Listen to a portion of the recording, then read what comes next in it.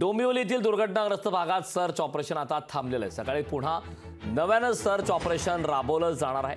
परिसरात आणखी काही जण अडकल्याची शक्यता वर्तवण्यात येत आहे। अडकलेल्या लोकांचा उद्या पुन्हा शोध घेतला जाणार आहे। फायर ब्रिगेडच्या अधिकाऱ्यांची याबाबतची माहिती देण्यात आली। अडकलेल्या लोकांचा उद्या पुन्हा शोध घेतला जाणार आहे। आग पूर्णपणे विझलेली आहे। आता कुठलीही अडचण नाही आम्हाला। तर आजूबाजूच्या काही कंपन्याला तुम्ही सर्च करता ते तिकडे काय आग लागली, कशा पद्धतीचं तुमचं तिकडे आम्ही सर्च तिथे ब्लास्टचाच इफेक्ट आहे ते आम्ही बघतोय। आता कोणी अडकलंय काय, कोणी जखमी आहे का किंवा काय ते शोधतोय आम्ही।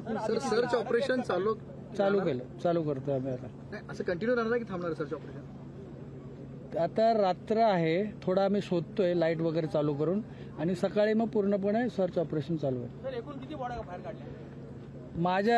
माझ्या समोर 5 बाड्या आम्ही बाहेर काढलेल्या आहेत। बाकीची काय मला कल्पना नाही त्याच्या।